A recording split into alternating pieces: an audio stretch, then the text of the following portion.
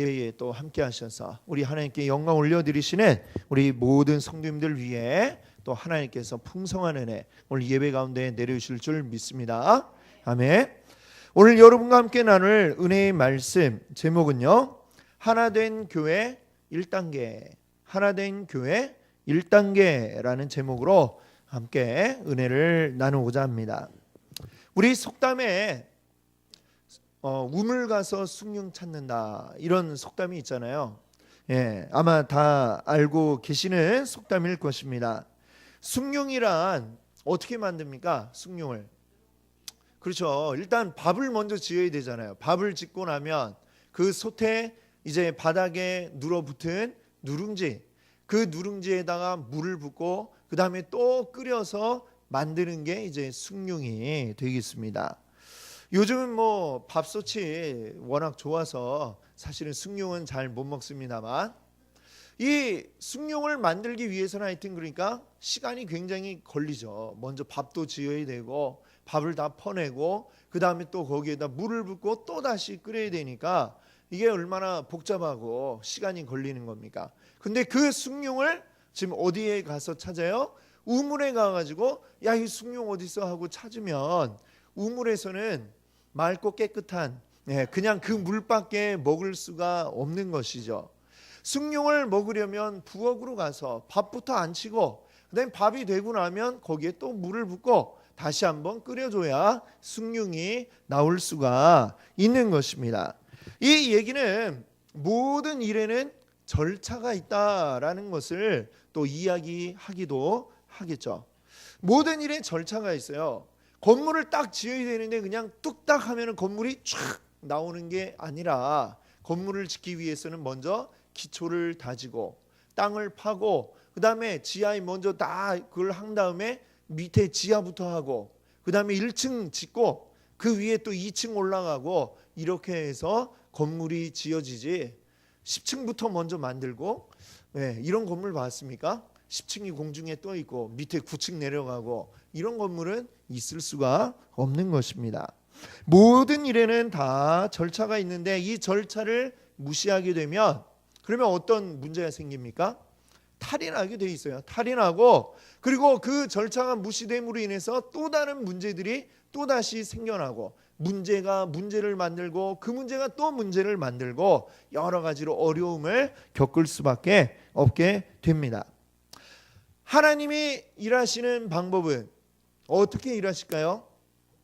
하나님은 우리는 어떤 분으로 알고 있습니까? 전지전능하신 분이라고 우리가 말씀하죠. 모든 것을 할 수 있고 모든 것에 불가능이 없는 분이 우리 여호와 하나님이시라고 우리는 그렇게 고백하고 있습니다. 하나님은 모든 걸 할 수 있으니까 어때요? 뭐 절차쯤은 그냥 확 건너뛰고 할 수 있겠죠. 하나님의 능력이라면 그것도 가능하리라라고 생각을 합니다만, 그러나 하나님은 우리의 눈높이를 철저히 맞추셔가지고 하나님은 절대로 그냥 건너뛰는 법이 없이 모든 것을 순리대로 절차대로 이루어 나가신다라고 하는 사실을 오늘 우리가 같이 기억할 수 있기를 바랍니다. 하나님의 일하심이 그래요. 갑자기 뭐가 뚝딱 하고 팍 나타나는 게 아니라 모든 게 다 뭔가가 나오기 위해서는 그걸 나오게 준비되는 과정들이 있고 이 과정들을 거쳐서 마침내 뭔가가 우리에게 이루어진다라고 하는 것입니다. 그래서 여러분께 늘 말씀드리지만 복권 사서 여러 가지 내가 그걸로 좋은 일에 돕겠다 하면 사셔도 상관없습니다만, 이걸로 내가 1등 당첨되겠다 하면 그러고서 하나님 앞에 기도하면 하나님은 그 기도를 저는 안 들어주시리라 라고 생각을 합니다. 왜냐? 뭐 1억 갑자기 뚝 생긴다? 그게 우리에게 결코 좋은 게 아닙니다.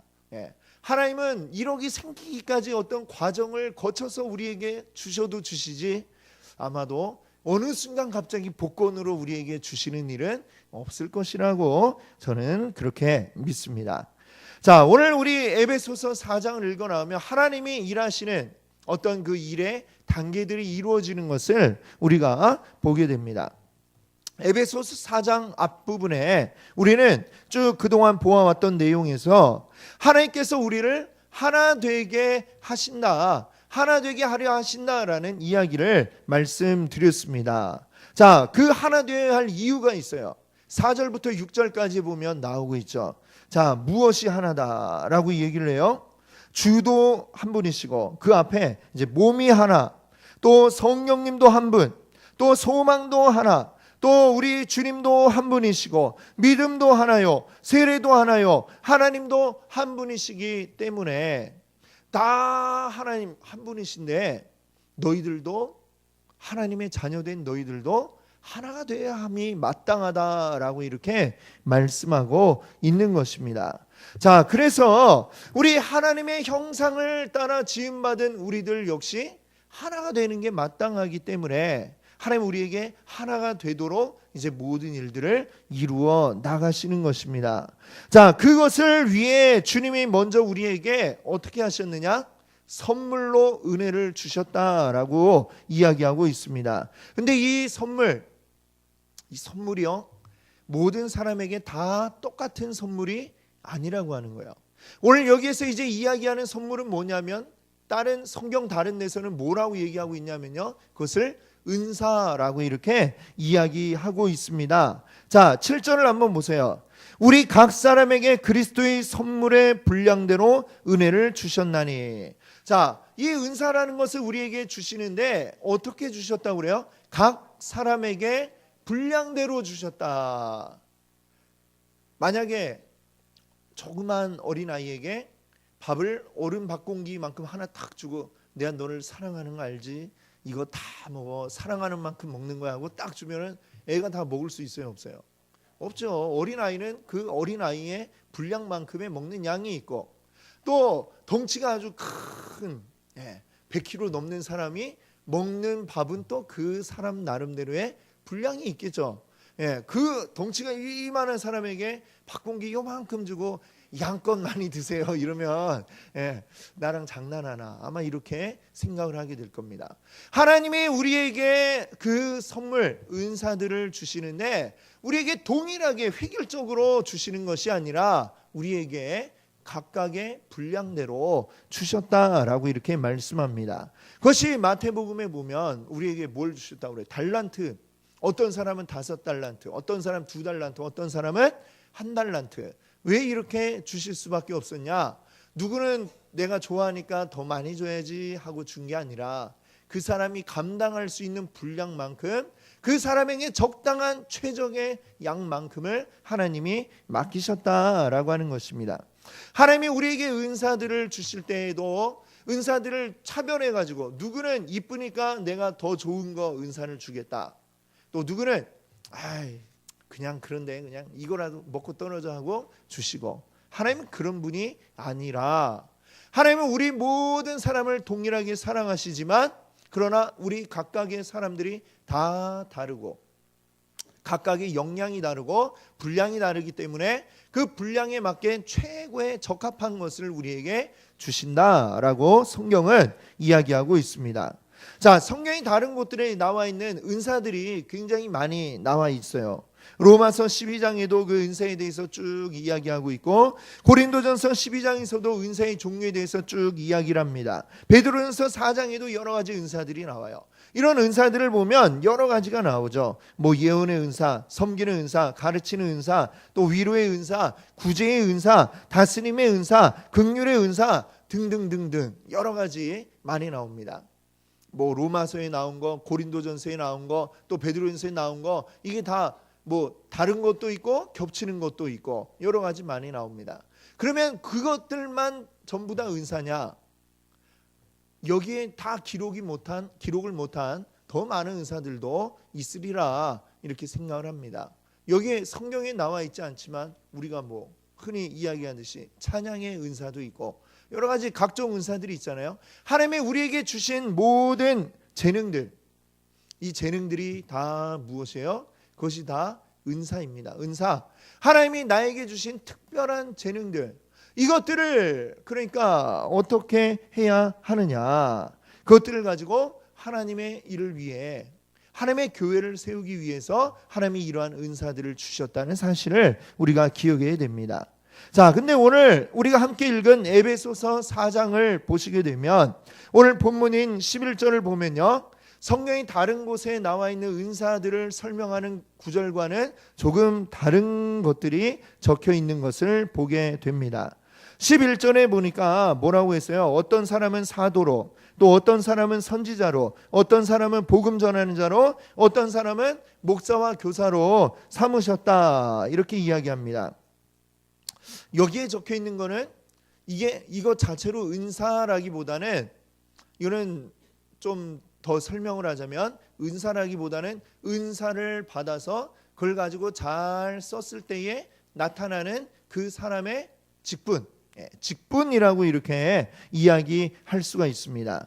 은사란 우리가 가지고 있는 어떤 재능이라고 한다면 그 재능을 잘 활용해서 이제 나타난 그 일하는 사람의 어떤 직분을 보니까 이러한 것들이 있다. 사도, 선지자, 복음 전하는 자, 또 목사와 교사가 있다, 이렇게 이야기하고 있습니다. 자, 그러면 오늘 11절이 설명하고 있는 이 직분들이 어떤 것인가를 우리가 좀 간단히 생각해 봐야 될 것 같아요. 먼저 사도라고 하는 것, 이 사도라는 직분은 굉장히 좀 특별한 특수성을 가지고 있는 직분입니다. 왜냐하면 사도는 한때는 있었지만 지금은 없는 이런 직분이기 때문이죠. 자, 사도는 어떤 사람들이냐? 우리 예수님이 이 땅 가운데 계실 때 예수님을 만나서 가르침을 받았던 사람들이고, 부활하신 예수님을 또 만난 자들이 사도입니다.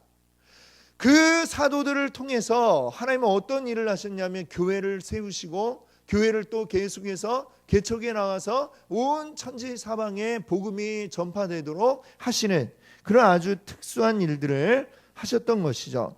자, 예수님을 직접 보고 만났던 사람들이 사도이기 때문에 사실은 우리 바울이 적은 그 서신서들을 쭉 보면 바울이 늘 그 공격당했던 것 가운데 하나가 뭐냐면, 바울이 사도냐, 이 문제 때문에 공격을 많이 당했던 것을 우리가 말씀들을 통해서 봅니다. 왜? 이 바울은 예수님이 살아계실 때는 예수님 만나본 적이 없었던 사람이죠. 예수님을 만난 건 언제냐면 예수님이 이미 부활하시고 승천하신 이후에, 지금 이 바울이 그때에는 사울이라는 이름으로 활동할 때에 예수 믿는 사람들 잡아다가 고난당하게 하기 위해서 다메섹으로 가던 길에, 그 길에 어떻게 되었어요? 예수님을 만났죠. 이미 부활하셨던, 그리고 승천하셔서 이 세상에 계시지 않던 예수님이 아주 특별하게 이 바울을 그 다메섹으로 가던 길에서 만나주셨습니다. 그 만남을 통해서 이 바울은 완전히 바뀌어지고 그때부터 복음 전하는 사람이 되었어요.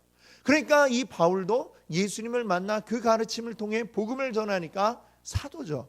그래서 사도라고 하지만 사람들은 그게 무슨 증거가 있냐라고 따지면서 자꾸 바울의 사도성에 대해서 이제 의심을 하고 공격하는 그런 일들이 있었기 때문에 참 이 어려움을 겪었던, 그 어려움을 통해 겪는 고난을 이제 이야기하는 것들을 우리가 성경에서 봅니다. 어쨌거나 이 사도라고 하는 직분은 그 시대, 예수님이 계셨던 그 시대 전후에서 이렇게 딱 그때에만 한정적으로 일했던, 그러나 그들이 했던 일은 굉장히 아주 특별하고 이 교회사 전체에 매우 중요한 일들을 했던 사람들입니다. 자, 이 사도 말고 또 여기에 무엇이 나오고 있습니까? 11절에 보니까요, 어떤 사람은 선지자로 그랬어요. 선지자는 어떤 일을 하는 사람이 선지자라고 여러분 알고 계세요? 하나님의 말씀을 들어서 그 말씀을 사람들에게 전하는 이런 일을 하는 사람을 선지자라고 이야기를 합니다. 그런데 이 성경의 선지자는 거의 어디에 나오느냐? 구약 성경에 나오고 있습니다. 구약 성경에 엘리야, 또 엘리사, 아니면 이사야, 예레미야, 이런 사람들 우리가 선지자라고 이렇게 구분을 하고 있죠. 신약 시대에 와서는 더 이상 이런 선지자들의 이야기가 나오지 않고 거의 마지막 선지자라 이야기할 수 있는 사람, 신약에서 한 사람 꼽자면 세례 요한, 정도가 선지자다, 이렇게 말할 수 있을 것입니다. 자, 그러니까 이 선지자들의 활동 시대는 예수님이 오셔서 활동하시기 이전까지, 마지막 그 선지자라 할 수 있는 세례 요한도 자기를 뭐라고 그랬어요? 나는 그분이 오시기 전에 나는 그 길을 예비하는 자다 라고 이렇게 이야기하지 않았습니까? 예수님이 활동할 수 있게 그 모든 길을 닦아놓는 마지막 선지자로 이 세례 요한을 이야기할 수 있을 것입니다. 그러니까 여기에 나와 있는 이 선지자라고 하는 직분도 역시 어떤 시대적인 제한을 가지고 있고, 오늘날에는 우리가 사람들을 선지자다 뭐 이렇게 이야기하면 일단 좀 의심해 봐야 돼요. 그렇죠? 좀 약간 뭔가 좀 이단성이 있지 않나, 우리가 의심을 해봐야 됩니다. 선지자는 특별하게 예수님이 오시기 전까지 하나님 말씀을 직접 받고 그 말씀을 백성들에게 전달을 하고 그것들이 또 성경으로 기록이 되는 그러한 일들을 하여서 이 교회가 이루어지는데 아주 중요한 기초를 닦았던 사람들로 우리가 이제 부르고 있습니다. 물론 오늘날도 하나님의 말씀을 이렇게 전달을 하고 증거하는 사람들이 있죠. 하지만 그 사람들을 우리가 선지자라고 부르지는 않고 이제 뒤에 또 나오고 있는 목사와 교사, 이쪽으로 우리가 부르는 것이 더 정당하다, 이렇게 볼 수 있습니다. 자, 11절에 보면 이제 그 뒤에 또 어떤 직분이 나옵니까? 어떤 사람은 복음 전하는 자로. 자, 복음을 전하는 자. 이 복음 전하는 자는 기독교가 아직 전해지지 않은 곳을 다니면서 계속해서 복음을 전하는 이러한 역할을 하는 자들이죠. 마치 바울이 그랬던 것처럼 한 군데만 머물러 있는 게 아니라 여러 많은 지역을 다니면서 그곳들마다 복음을 전하고 그 복음을 전해서 교회를 세우거나, 또는 사도들이 교회를 세워놨으나 아직 약한 곳에 가가지고 그 교회를 다시 더 크게 이제 부흥되게 하는 이러한 역할을 했던 사람들, 지금 이 시대에 복음 전하는 자라고 불리는 그런 직분을 가진 사람들이었습니다. 자, 그리고 마지막으로 어떤 사람이 나와요? 어떤 사람은 목사와 교사로 삼으셨다라고 이렇게 이야기합니다. 자, 이 말씀을 보니까 또 다른 앞에 직분들을 보면 어때요? 어떤 사람은 무엇으로, 또 어떤 사람은 뭘로, 이렇게 했는데 하나씩 어떤 사람은 하고 뒤에 직분 하나가 나오잖아요. 여기에는 근데 보니까 어떤 사람은 목사와 교사로 이렇게 했습니다. 이 얘기는 뭐냐? 지금 이 목사와 교사를 하나로 지금 묶었다라고 우리가 볼 수가 있겠죠. 무슨 얘기냐? 목사와 교사는 매우 밀접한 관련을 가지고 있어서 하나로 묶을 수 있는 직분이다라는 것입니다.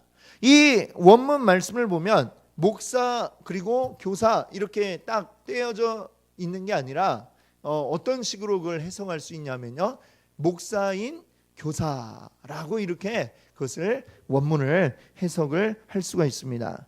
자, 우리가 목사라고 하는 직분, 또 교사라고 하는 직분, 우리 교회상에서는 굉장히 차이가 있어 보이잖아요. 그렇죠? 목사는 신학교를 나와서 이렇게 공부해갖고 되는 게 목사고, 교사는 이제 평신도들 가운데 이제 교사를 하는 것이고, 이렇게 우리가 느껴집니다만 사실은 목사와 교사는 구분하기 어려운.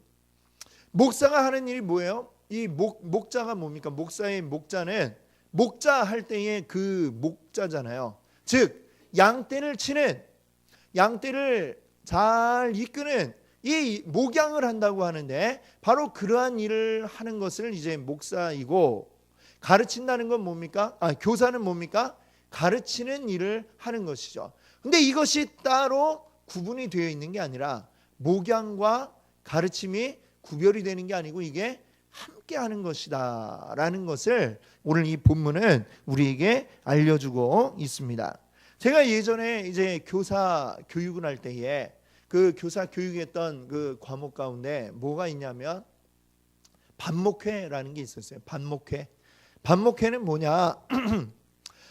교사 선생님들이, 자기 주일학교 교사 선생님들이 반을 맡았잖아요. 그럼 그 자기가 맡은 반 그냥 뭐 어떤 지식만 전해주는 게 아니라 자기 반을 그 교사는 목회를 해야 된다라는 얘기예요. 목사만 목회를 하는 게 아니라 교사들도 목회를 해야 된다. 그래서 이제 반목회라고 이렇게 이름을 붙여서 교육을 했었던 것입니다. 자, 이렇게 목사와 교사, 또 교사와 목사, 이게 따로 구별되는 게 아니라 사실은 우리 모든 성도들이 다 무엇이 돼야 돼요? 목사요 교사인 사람들이 되어야 하는 것입니다. 우리 모든 성도들이요. 아멘이십니까? 우리가 다 누군가를 가르칠 수 있어야 되고 또 그를 목양할 수가 있어야 됩니다. 우리의 믿음이 자라나면 그런 단계까지 우리가 달아나야만 한다라고 하는 것이죠. 자, 그래서 이제 여기에 이런 네 가지 직분이 나오고 있어요. 선지자, 사도, 또 복음 전하는 자, 목사와 교사의 직분이 여기에 나오고 있는데, 이 직분들은 하나님이 주신 그 은사, 이 은사를 내가 잘 사용을 할 때에 나타났던 이제 직분들이 바로 이러한 것들입니다. 그런데 여기에 나와 있는 이 직분들을 보면 좀 약간 특별하다라는 생각을 하게 됩니다. 말씀드렸던 것처럼 사도라든지 또 선지자라든지 이러한 직분들 자체가 아주 굉장히 특별하게 한시적으로 있었던 직분이고, 그리고 그들이 소수의 사람이지만, 사도나 선지자가 소수의 사람이지만 그들을 통해서 많은 사람들에게 이제 영향력을 미치는 바로 이러한 직분이었다라는 것을 우리가 알 수가 있죠. 복음 전하는 자도 그렇고 또 목사와 교사도 역시 그렇습니다. 그렇다면 오늘 여기에서 나와 있는 이 직분들은, 그러니까 우리가 말하자면 어떤 역할을 하는 직분들입니까? 이게 좀 리더에 속해서 이제 여러 사람들에게 영향력을 끼칠 수 있는 그러한 직분들이다라고 하는 것을 우리가 이제 이 말씀을 보니까 알 수가 있습니다.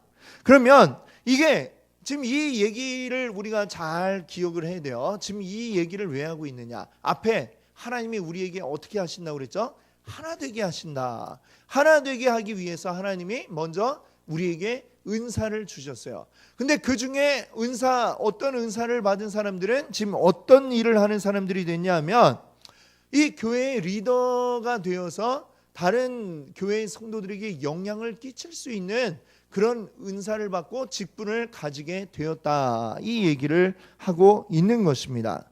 그래서 하나님의 은사로 이런 직분자들을 세우신 것, 이게 지금 뭐냐? 오늘 말씀 제목이 뭐예요? 하나된 교회 몇 단계요? 1단계. 오늘 이게 지금 하나님의 이 하나된 교회를 세워나가는 1단계를 지금 이렇게 하신 것이다, 이렇게 얘기할 수가 있겠습니다. 즉 모든 일이 진행되는 게 그렇잖아요. 모든 사람이 다 똑같이 한 마음이 동시에 딱 돼가지고 하나가 딱 되면 좋지만, 그렇게 되기까지가 사실은 이게 동시에 이게 되는 게 아니라 어떤 순차적으로 이게 되지 않겠습니까? 그러니까 하나님은 먼저 이 교회 안에 리더를 세우셔서 지도자를 세우시고 그 지도자들을 통해 점점 이렇게 영향력을 끼침으로써 마침내 온 교회가 하나가 될 수 있게 하고자 이 지도자들을 하나님이 먼저 세우셨다라고 이렇게 우리가 이해할 수 있는 것이죠. 자, 하나님의 이 교회를 세워나가는 과정을 우리가 생각할 때에 우리가 먼저 기억해야 할 것이 있습니다. 하나님이 우리에게 은사를 주시는데 이 은사는 전적으로 무엇을 위해 주셨느냐? 바로 교회를 위해 주셨다라는 사실을 우리가 기억해야 되겠습니다. 이 은사에 대해서, 달란트에 대해서 제가 너무나도 여러분께 자주 말씀을 드렸습니다만, 하나님이 우리에게 주신 달란트, 여러 가지 재능들, 이것들이 결코 그 주된 목적이 내가 잘 먹고 잘 사는데 그 목적이 있는 게 아니라는 사실을 우리가 알아야 하는 것입니다. 아름다운 목소리를 가진 사람, 그 목소리가 어디에서 나올까요? 내가 그냥 우연히 그냥 목소리가 좋은 그런 몸을 타고나서 내 목소리가 좋은 게 아니라 하나님이 나의 인생에 대한 계획을 가지고 내가 좋은 목소리를 가지도록, 제 목소리가 좋다는 얘기는 아니고, 그런 사람이 있다면 그렇게 하나님이 그를 만드셔서 그에게 아름다운 목소리가 날 수 있는 신체 구조와 또 그 목소리를 갈고 닦을 수 있는 열정을 하나님이 부어 주신 것으로 우리가 알고 있어야 할 줄 믿습니다. 그렇다면 그걸 가지고 그가 좋은 목소리를 활용해서 뭐 어떻게 되겠어요? 뭐 가수가 될 수도 있고 또 아주 아름다운 음악을 하는 성악가가 될 수도 있겠죠. 자, 그럼 거기에서 우리의 모든 게 끝나면 안 된다라는 것입니다. 우리가 좋은 목소리를 가진 것은 하나님이 우리가 그걸 통해 일하도록 하기 위해서 주셨다는 거예요. 그러면 우리는 어떻게 되느냐? 이 목소리로 하나님을 찬양하고 또 내가 가수나 또 성악가가 되었다면 또 그 일들을 통해서 내가 선한 영향력을 또 사람들에게 끼쳐 나가고 그걸 통해서 마침내는 복음이 증거되는데 바로 잘 사용될 수 있도록 나의 재능이 끝까지 이게 잘 사용이 될 수 있게 하는 게 하나님이 우리에게 재능을 주신 이유다라는 사실을 우리가 알아야 되겠습니다. 그래서 고린도전서 10장 31절 이렇게 우리에게 말씀합니다. 같이 한번 읽어볼까요? 그런즉 너희가 먹든지 마시든지 영광을 위하여 하라. 아멘. 우리가 먹든지 마시든지 우리나라에 있으면 여기에 또 다른 게 붙었겠죠. 자든지 뭐 싸든지 뭐 이 다 모든 게 다 누구를 위해서요? 하나님 영광을 위해서. 내가 엎어져도 하나님 영광 위해서, 뒤로 자빠져도 하나님 영광 위해서 그렇게 하라라고 말씀하고 있습니다. 하나님이 우리에게 주신 모든 은사들의 가장 궁극적인 목적은 바로 하나님의 교회를 세우고 이 땅에 하나님의 나라가 이루어질 수 있도록 하는 목적을 위해서 우리에게 주셨다는 사실을 여러분들 반드시 기억하시기 바랍니다. 자, 그리고 하나님이 이런 은사들을 통해서 먼저 세우셨던 어떤 직분들, 바로 11절에 나와 있는 것처럼 사도와 선지자, 복음 전하는 자, 또 목사와 교사 이런 자들을 먼저 세우셨다는 것이죠. 그 이유가 12절에 나옵니다. 왜 그들을 먼저 세우셨는가? 12절 보시면은 이는 성도를 온전하게 하여 봉사의 일을 하게 하며 그리스도의 몸을 세우려 하심이라. 그 목적이 지금 여기에 나와 있어요. 이 말씀이 아주 중요한 원리가 담겨져 있습니다. 앞에서 우리는 하나님이 우리에게 은사를 주심으로 먼저 그 백성들 가운데 먼저 세우신 직분, 어떤 리더의 역할, 지도자의 역할을 할 자들을 먼저 세우셨다라고 했습니다. 그러면 그들이 지도자로 세움을 받아서 먼저 해야 할 일이 무엇이냐? 12절에 보니까 여기 뭐라고 그랬어요? 이는 성도를 어떻게 한다고요? 온전하게 하여. 자, 하나님의 은사로 먼저 또 그 은사를 통해 리더의 직분을 받은 자들, 그들이 해야 할 일은 나 혼자 이렇게 잘 사는 게 아니라 내가 다른 사람들을 어떻게 해야 되느냐, 다른 성도들을 온전하게 해야 할 책임이 있다는 것이죠. 온전하게 한다는 말을 이제 다른 성경 다르게 번역된 데를 보니까요, 준비시킨다라는 말이 또 사용이 되고 있습니다. 성도를 준비시켜야 된다라고 얘기하고 있는 거죠. 온전하게 한다, 준비시킨다라는 이 말에 헬라어 원문이 가지고 있는 그 의미를 보면 이런 뜻을 가지고 있어요. 의학적으로 그 말이 사용이 될 때에는 이제 부러진 뼈를 제자리에 맞춘다.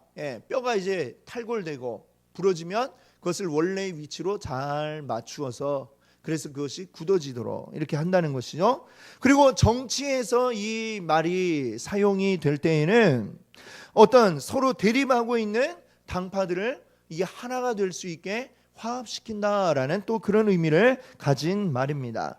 그러니까 이 준비시킨다, 온전하게 한다라는 말의 원래 뜻은 뭔가 어긋나 있고 이렇게 삐끗하고 있는 것들을 원래의 위치로 잘 위치시킨다라는 것을 이야기하는 거죠. 그러면 성도를 온전하게 한다라는 오늘 이 말씀 구절을 우리가 어떻게 해석할 수 있냐면, 성도들이 원래 자기가 가지고 있는 은사들을 가지고 잘 하나님 위해서 해야 되는데 그게 조금 약간 어긋나 있는 이런 상황이 있는 것들을 다시 잘 바로잡는다.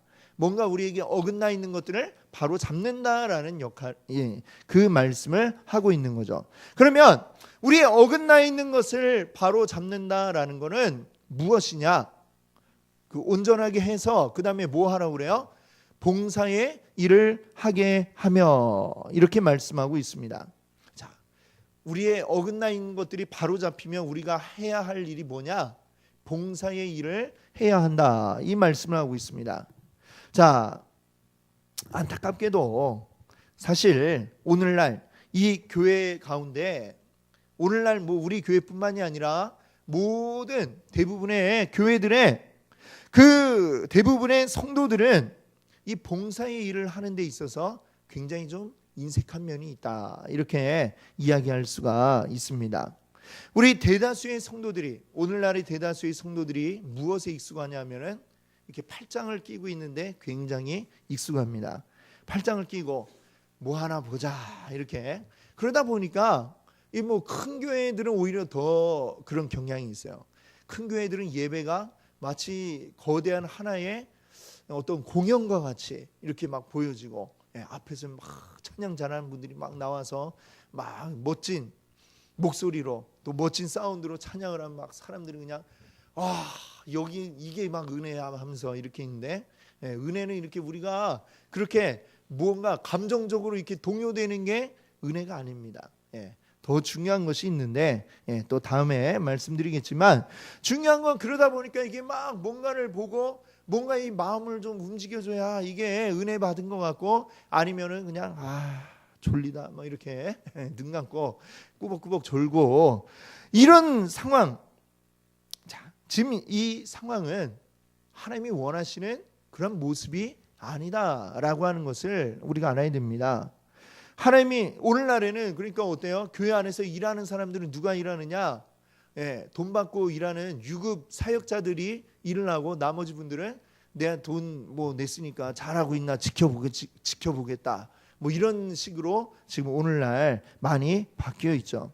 자, 이런 상황을 이 하워드 핸드릭스라고 하는 분은 이렇게 설명을 했습니다. 이런 식으로 이제 설명을 했는데 뭐라고 했냐면 이 교회가 마치 축구 시합과 비슷하다라고 얘기를 했어요. 휴식이 절실히 필요한 사람 22명이 경기장에서 뛰는 모습을 운동이 절실히 필요한 사람 5만 명이 관중석에서 구경하고 있다. 오늘날 교회의 모습이 마치 이렇게 되어버렸다라고 얘기하는 것이죠. 오늘날 대부분의 성도들이 그냥 관중으로 앉아가지고 사실은 그분들이 열심히 지금 뛰어야 되는데 그렇지 않습니까? 축구 선수들은 이미 뭐 배에 군살도 하나도 없고 그런데 우리는 정작 이 배에 많은 지방을 가지고 있으면서도 가만히 앉아서 팔짱 끼고 축구를 보고 있는 것처럼 오늘날 교회도 마찬가지라고 하는 것이죠. 가만히 이제 보고 이게 뭐 어떻게 돼 있는가 예배 보러 간다. 사실 이 표현이 좋은 표현 아니 예배 본다. 가만히 보고 있는 게 아니라 우리는 예배 드리고 예배하고 이렇게 예배를 우리가 하는 것이지 보는 게 아닙니다. 예배를 우리가 하나님 앞에 또 올려드리고 우리의 행동으로 우리 온전한 우리의 마음을 다해서 하나님 앞에 올려드리고 예배하는 것이라는 것을 우리가 기억해야 되겠습니다. 여러분, 운동이 필요한 사람이 운동하지 않고 계속해서 가만히 있으면 어떻게 됩니까? 계속 그 몸이 점점 더 약해지고 그리고 약해지니까 질병에 걸리기 쉽고 그래갖고 고생할 가능성이 많겠죠. 우리 중에 누가 그렇게 계속해서 그냥 골골해서 아프기를 원하는 분이 있습니까? 아무도 안 계시죠. 우리 가운데 다 건강하기를 원하십니다. 우리 영의 건강도 역시 마찬가지라고 하는 거죠. 영의 건강도 가만히 앉아 있으면 어떻게 되느냐? 영의 동맥경화, 영의 당뇨, 막 이렇게 막 몸에 질병이 오듯이 영의 질병이 우리에게 올 수밖에 없다는 것이죠. 우리가 영적으로 열심히 활발하게 움직이지 않으면 우리 영이 병에 걸려 나중에는 크게 아플 수밖에 없다는 사실을 우리가 기억하기 바랍니다. 그래서 오늘 이 말씀은 우리에게 뭐라고 그랬어요? 하나님의 일하시는 지금 1단계는 먼저 그 지도자들을 세워서 그 지도자들로 하여금 모든 성도들이 뭐하게 한다고 그랬어요? 봉사의 일을 하게 하려 한다라고 이렇게 말씀하고 있는 것입니다. 즉 이 지도자만 열심히 죽어라고 뛰는 게 아니라 이 지도자는 준비를 시키는 거예요. 준비를 시켜서 다 함께 같이 이 일을 이루어 나가는 거죠. 그래야 되는 이유는 무엇이냐? 자, 12절 마지막에 뭐라고 그랬어요? 그리스도의 몸을 세우려 하심이라. 그리스도의 몸이 무엇입니까? 그리스도의 몸은 교회죠. 우리 주님이 우리의 머리가 되시고 그 몸을 우리 교회가 이루고 있다 했습니다. 그러면 몸이 아무것도 하지 않고 가만히 있는 몸, 이 몸이 정상입니까? 아니죠. 정상적인 몸은 어때요? 계속 움직일 수 있을 뿐만 아니라 움직여야 되는, 그것이 바로 우리의 정상적인 몸의 상태라고 이야기할 수 있을 것입니다. 심장이 그 움직이는 걸 멈춰버리면 어떻게 돼요? 그 몸은 죽죠.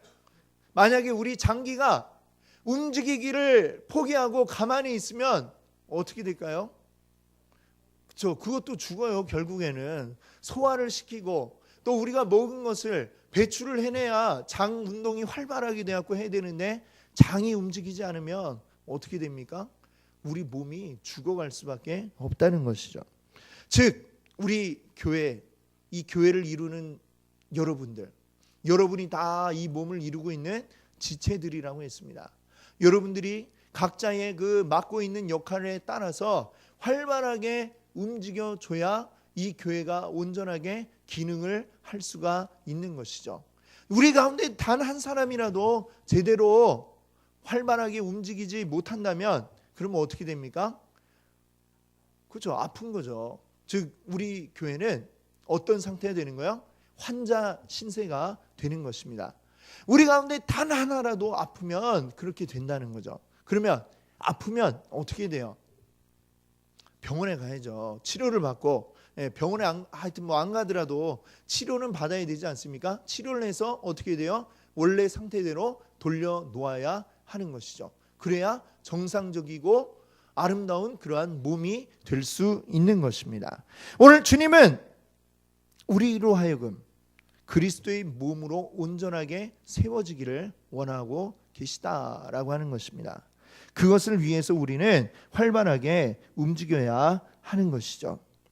주님의 몸된 이 교회가 가만히 있으면 그 몸은 제대로 기능하지 못하고 있는 것이고 죽은 몸이나 다름이 없다는 것입니다.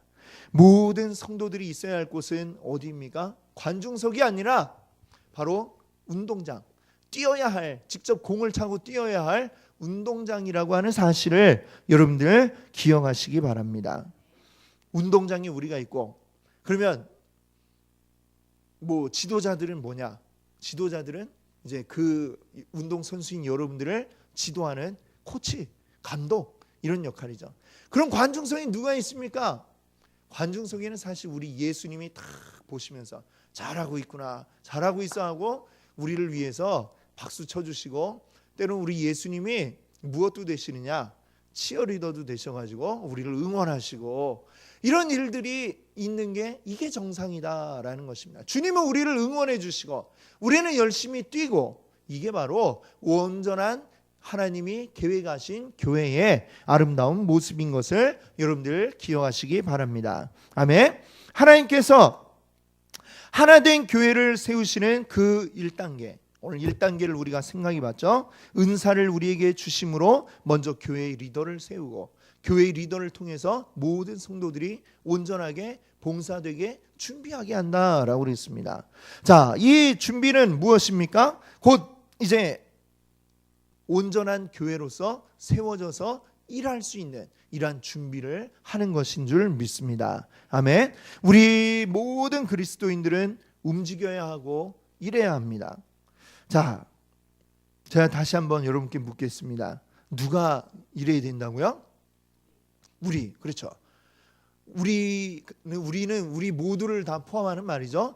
모든 그리스도인들은 다 일을 해야 하는 것입니다. 예외가 없어요. 우리 몸의 지체 가운데 움직이지 않는 부분이 있으면 그러면 그것은 굉장히 우리에게 아픔을 줄 수밖에 없고 우리를 힘들게 만들 수밖에 없습니다. 제가 옛날에 이제 이렇게 발가락을 삔 적이 있어요. 발가락을 딱 삐었는데 우리 지체 가운데 아주 작은 부분이잖아요. 팔이 아픈데 근데 도대체 움직일 수도 없고 학교에 가기도 싫더라고요. 그때 이제 학생 때였는데 발이 아프니까 아무것도 하기 싫고 누워만 있고 싶고, 그렇죠? 우리 몸에 단 한 군데가 아파도 그렇게 되는 것입니다. 활발하게 움직일 수 있는 몸이 건강한 몸인 줄 믿습니다. 아멘. 우리들 역시 우리 가운데 모든 이들이 활발하게 움직여야 되겠고, 그 다음에 할 일은 뭐예요? 우리 가운데 아픈 자가 누구인가라는 것을 우리가 돌아봐야 되는 것이죠. 그 일을 하는 사람은 목사 혼자만 하는 게 아니라 우리가 서로가 서로를 돌봐야 하는 것입니다. 우리 가운데 누가 보이지 않는다, 거기에 일단 관심이 있어야 되고, 오늘 누가 안 보이나 여기 관심이 있어야 되고요. 그 다음에는 이제 저한테 와갖고 왜 안 왔습니까 이렇게 묻는 게 아니라, 물론 제가 왜 안 왔는지 알 수도 있고 또 모를 수도 있어요. 하지만 알아도 이제는 여러분께 대답을 안 할 거예요. 궁금하시면 직접 물어보세요. 예. 왜요? 더 많은 사람들이 관심을 가지고 전화하고 오늘 왜 안 왔어요? 보고 싶은데, 사랑하는 무슨 성도님 하면서 이렇게 문자라도 보내고 전화 한 통 더 하면 그게 더 우리 가운데 더 은혜가 되는 줄 믿습니다. 예. 앞으로는 저한테 묻지 마시고, 예, 제가 절대 안 알려드릴 테니까 여러분이 직접 물어보시고 계속 챙겨주면서 우리 이웃들, 우리 믿음의 성도들, 이게 남이 아니라 나와 같은 한 몸을 이루고 있는 지체들이라는 사실을 우리 기억하시고 그들을 온전히 섬김으로 우리 온전한 한 몸을 세워 나가시는 우리 귀한 성도님들 되시기 바랍니다. 아멘. 함께 기도합니다.